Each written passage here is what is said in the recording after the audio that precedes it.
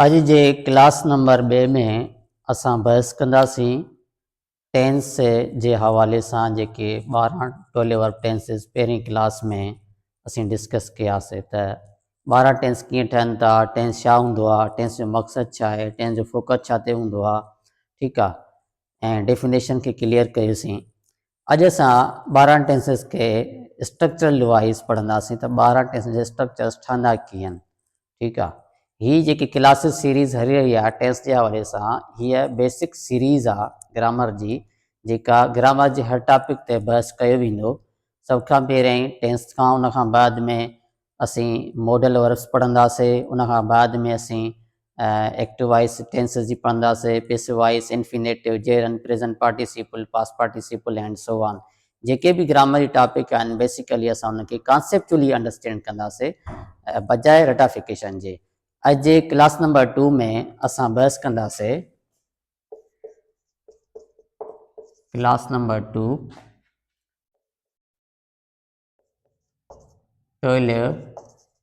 Verb tenses.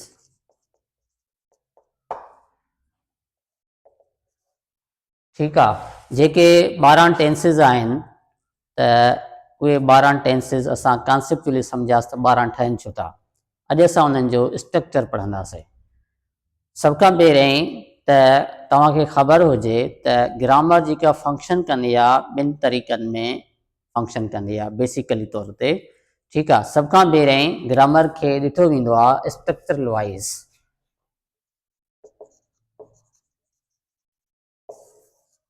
हिकु structure, ठीकु आहे, ॿियो यूज़ेज। हिकु स्ट्रक्चर, ॿियो यूज़ेज। जेके ग्रामर लर्नर्स हूंदा आहिनि उन्हनि खे इहा ख़बर वीचारनि खे न हूंदी आहे, इन शइ खां घटि वाक़ुफ़ु हूंदा आहिनि। जस्ट उहे रटाफिकेशन जे पोयां डोड़ंदा रहंदा आहिनि। मां इन जे लाइ ही लेक्चर सीरीज़ स्टार्ट कई आहे त ग्रामर जो तव्हांखे कॉन्सेप्ट बि अची वञे त एक्चुअली ग्रामर फंक्शन करे कीअं थी। त स्ट्रक्चर में ग्रामर में इहो ॾिठो वेंदो आहे त कहिड़ा एलिमेंट्स पाण मिलनि था त उन्हनि जो स्ट्रक्चर ठहे थो। जीअं टेंसिस में हिकिड़ा हेल्पिंग वर्ब्स हूंदा आहिनि ऐं हिकिड़ा मेन वर्ब्स हूंदा आहिनि। उहे सब्जेक्ट ऑब्जेक्ट जी बुनियाद ते असां उनखे मिलाए करे हिकिड़ो टेंस जो नालो ॾींदा आहियूं त हीउ प्रेज़ेंट सिंपल आहे, हीउ कंटिन्यूअस आहे, हीउ परफेक्ट आहे, हीउ परफेक्ट कंटिन्यूअस आहे, ठीकु आहे। इहो थी वियो स्ट्रक्चर। बाक़ी यूज़ेज छा हूंदो आहे, ठीकु आहे।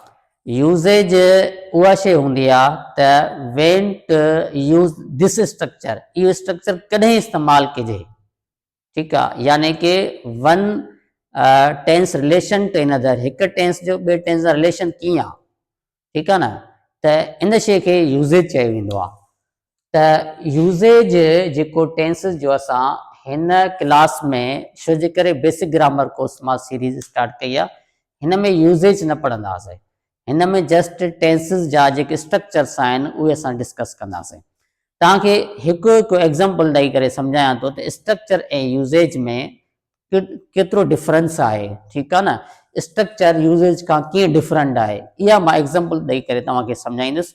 तव्हांखे डाउट हूंदो त वरी ग्रामर जो स्ट्रक्चर वरी ॿी का ग्रामर आहे, अलाए यूज़ेज अलाए ॿी का ग्रामर आहे, लेकिन ग्रामर हिकु ई आहे, लेकिन उनजो फंक्शन डिफरेंट आहे, ठीकु आहे न। Grammar J point of view खे डिफरेंट फंक्शन सां ॾिठो वेंदो आहे, ठीकु आहे। तव्हांखे कई बुक्स आहिनि जीअं बेसिकली लिखंदा आहिनि असांजा सिंधी स्पीकर्स, ठीकु आहे न। मोस्टली जेके बुक्स लिखिया वेंदा आहिनि उहे स्ट्रक्चर ते लिखिया वेंदा आहिनि। यूज़ेज ते तमामु घटि बुक्स लिखियल वेंदा आहिनि। जेके नेटिव स्पीकर अंग्रेज़ आहिनि, मोस्टली जेके अॼुकल्ह किताब लिखनि था उहे यूज़ेज ते घणो था लिखनि। स्ट्रक्चर्स ही स्ट्रक्चर जेको हूंदो आहे ही बेसिक लेवल ते पहिरें क्लियर हुजणु खपे, उन खां बाद में यूज़ेज ते अचणु खपे। स्ट्रक्चर में तव्हां रेन मार्टिन जो किताब पढ़ो, हाई स्कूल इंग्लिश ग्रामर, या उनजो middle school English grammar, primary English grammar, ठीकु आहे न। इहे रेन मार्टिन जा स्ट्रक्चर जी बुनियाद ते बुक्स लिखियल आहिनि। वरी तव्हां यूज़ेज हिसाब सां अचो, यूज़ेज जा किताब तव्हां पढ़ंदो रेमंड मर्फी जो essential English grammar in use, ठीकु आहे। रेमंड मर्फी इंग्लिश राइटर आहे, ग्रामेरियन, उन लिखियो आहे। ऐं Oxford practice grammar by John Eastwood, ऐं Oxford practice usage by the Michael Swan, ठीकु आहे। इहे एडवांस लेवल जा ऐं बेसिक लेवल जा यूज़ेज ते बुक्स लिखियल आहिनि, ठीकु आहे न। उन में तव्हांखे कोई बि इहो न सम्झायो वेंदो त हे हेल्पिंग वर्ब मिलंदा आहिनि त हीअं ज़मान ठहंदो आहे। उन में जस्ट इहो सम्झायो वेंदो आहे त हीअ ज़मान किथे यूज़ थींदो, ठीकु आहे न। उहा सिचुएशन फैक्टर ॿुधाया वेंदा आहिनि जंहिंजी बुनियाद ते ही ज़मान हिन सिचुएशन फैक्टर्स में यूज़ थींदो, ठीकु आहे। रेन मार्टिन इन शइ ते घटि कमु कयो आहे। रेन मार्टिन जस्ट तव्हांखे स्ट्रक्चर्स ॾिना आहिनि, इंफिनेटिव स्ट्रक्चर कीअं ठहंदो आहे, ज़माननि जो स्ट्रक्चर कीअं ठहंदो आहे, मॉड्यूलर जो स्ट्रक्चर कीअं ठहंदो आहे, एग्ज़ाम्पल ॾिनो आहे। एग्ज़ाम्पल खां बाद में एक्सरसाइज ॾिनियूं आहिनि, ठीकु आहे न। It means rain Martin mostly focuses on the structure, on the grammar, and Raymond Murphy, John Stuart Michelson has written the books on the grammar on the basis of the usage. हाणे असीं इन खे clear कंदासीं त structure ऐं usage में difference छा हूंदो आहे। ही जेको वीडियो सीरीज़ हली रही आहे तव्हांजी टेंसेस जे हवाले सां, ठीकु आहे न। मूंखे उमेद आहे त तव्हांखे अहिड़े क़िस्म जा क्लासिस लेक्चर्स तव्हांखे हिन चैनल जे ज़रिए कॉन्सेप्चुअली मिलंदा रहंदा ऐं इंशाल्लाह तव्हांखे ॿियनि लेक्चर जे हिसाब सां अंडरस्टैंडिंग टेंस जे हिसाब सां थोरा डिफरेंट लॻंदा। हाणे अचूं था स्ट्रक्चर, ठीकु आहे, ऐं नंबर ॿियो यूज़ेज। ग्रामर फंक्शन स्ट्रक्चर ऐं यूज़ेज में कीअं कंदी आहे। हाँ, हिकिड़ो मां एग्ज़ाम्पल लिखां थो त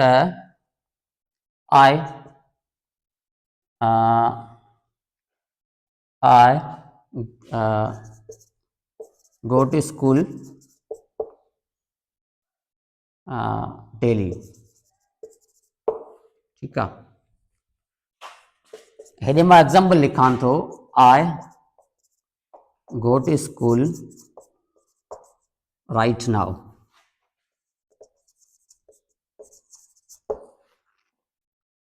नंबर ॿियो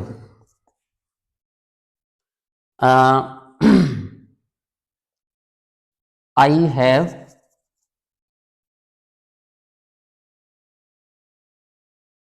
completed the project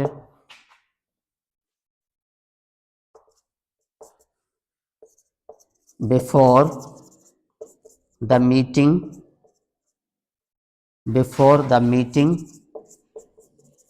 began, ठीक है। I had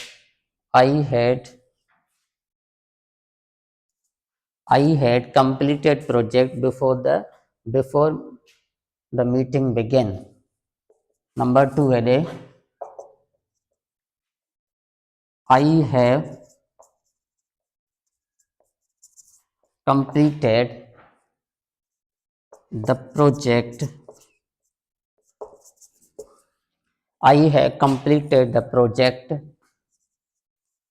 before the meeting began। number 3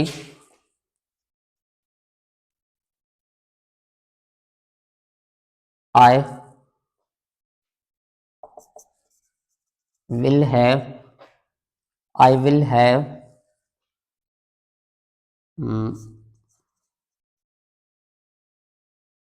begun lecture by Friday। I will have begun lecture by Friday। number 3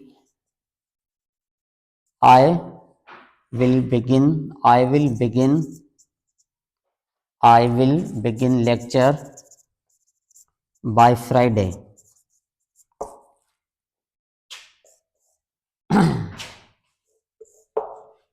ठीक है। ही आहिनि स्ट्रक्चरल वाइज सेंटेंसेस, ही आहिनि यूज़ेज वाइज सेंटेंसेस, ठीकु आहे। स्ट्रक्चरल जेको हूंदो आहे त उन में इहो ॾिठो वेंदो आहे टेंसेस में त उन जो सब्जेक्ट वर्ब ऑब्जेक्ट ऐं वर्ब जी फॉर्म ऐं हेल्पिंग वर्ब्स ओके आहिनि, इट मीन्स ओके आहिनि, ठीकु आहे। यूज़ेज में उनजी सिचुएशन ॾिठी वेंदी आहे लेकिन उहे स्ट्रक्चरल वाइज ठीकु हूंदा आहिनि बिल्कुलु, ठीकु आहे। जीअं मिसाल आहे I go to school daily, हिन में काई बि एरर कोन्हे, ठीकु आहे, स्ट्रक्चर वाइज ठीकु आहे। I go to school right now, ही बि स्ट्रक्चरल वाइज ठीकु आहे, लेकिन ही ग़लति आहे। तव्हां कंफ्यूजिंग में अची वेंदो त ही ग़लति छो थियो। हिते एक्शन सेम आहे, हिते भी एक्शन सेम आहे, ऑब्जेक्ट सेम आहे, ऑब्जेक्ट सेम आहे, हिते भी टाइम प्रेजेंट जो आहे, हिते भी टाइम प्रेजेंट जो आहे, लेकिन हिते ही सही आहे स्ट्रक्चरल वाइज, ही स्ट्रक्चरल वाइज ग़लति छो आहे। ही इंजे ग़लति इन करे ग़लति आहे त ही यूजेज फैक्टर जे हिसाब सां जॾहिं सिचुएशनल टेम्पोररी एक्शन हुजे, जॾहिं सिचुएशन टेम्पोररी एक्शन खे इंडिकेट करे असां उते प्रेजेंट कंटिन्यूअस यूज़ कंदा आहियूं। राइट नाउ माना बिल्कुलु हाणे जेका कंटिन्यूअस एक्शन में हुजे, I am going to school right now, हाणे ईअं ठीकु थींदो, हीअं ग़लति थी वेंदो, ठीकु आहे न। I go to school daily, daily indicate करे थी रिपीटेड एक्शन खे, ठीकु आहे न। इन करे स्ट्रक्चरल वाइज सही आहे, यूजेज सां सही आहे, लेकिन ही स्ट्रक्चरल वाइज ठीकु आहे पर यूजेज सां ग़लति आहे। छाजे करे ग़लति आहे त हिन में जेका सिचुएशन आहे उहा राइट नाउ इंडिकेट करे थी त एक्शन टेम्पोररी आहे, इन जे करे यूजेज हिसाब सां ई ग़लति थी वियो। तव्हांखे जेकी एरर्स ॾिनी वेंदियूं आहिनि, ठीकु आहे न, बेसिकली एडवांस ग्रामर यूजेज में, ठीकु आहे न, उहे तव्हांखे स्ट्रक्चरल वाइज एरर्स न ॾिनी वेंदियूं आहिनि, उहे तव्हांखे यूजेज वाइज एरर्स ॾिनी वेंदियूं आहिनि। चाहे CSS जो एग्ज़ाम हुजे, PMS जो एग्ज़ाम हुजे, या बेसिक या एडवांस यूजेज सिखो था ग्रामर जो, ठीकु आहे न, उहे तव्हांखे एरर्स हमेशह जॾहिं तव्हांखे वर्ड जी फॉर्म या तव्हां एंट्री टेस्ट ॾियो था जॉब जे हवाले सां, या कंहिं बि यूनिवर्सिटी में एंट्री टेस्ट ॾियो था, ठीकु आहे न, रिक्रूटमेंट लाइ टेस्ट ॾियो था, उहे तव्हांखे जेके टेंस जी एरर्स ॾिनी वेंदियूं आहिनि न, स्ट्रक्चरल वाइज न ॾिनी वेंदियूं आहिनि। स्ट्रक्चरल वाइज हमेशह इन लाइ पढ़बो आहे त जीअं ट्रांसलेशन अचे, इन में देयर इज़ नो पर्पस, ॿियो कोई मक़सदु न हूंदो आहे। लेकिन जॾहिं यूजेज पढ़ियो वेंदो आहे त उन में इहा ख़बर पवे त इहो टेंस, इहा वर्ड जी फॉर्म इन सिचुएशन में ठीकु आहे या ग़लति आहे, ठीकु आहे न, यूजेज तॾहिं पढ़ियो वेंदो आहे। ऐं जेके बि तव्हांखे IBA हुजे, सिंध यूनिवर्सिटी हुजे, कहिड़ी बि यूनिवर्सिटीज़ हुजनि, कहिड़ा बि इदारा हुजनि, NTS हुजनि, उहे जॾहिं तव्हांखे टेंस जी एरर्स ॾींदा, यूजेज हिसाब सां ईंदा, टेंस हिसाब सां ईंदा। छा तव्हां प्राइमरी था पढ़ो, मैट्रिक था पढ़ो, छा था तव्हां हिकिड़ी टेस्ट था ॾियो, तव्हांजी माइंड जी लॉजिकली चेक कयो वञे थो त इहा सिचुएशनल फैक्टर टेंस सही आहे या ग़लति आहे, ठीकु आहे न। पोइ तव्हांजी ट्रांसलेशन त न ॾिसंदा, तव्हांजी लॉजिकली माइंड ॾिसंदा त इहा हिनखे आइडेंटिफाई।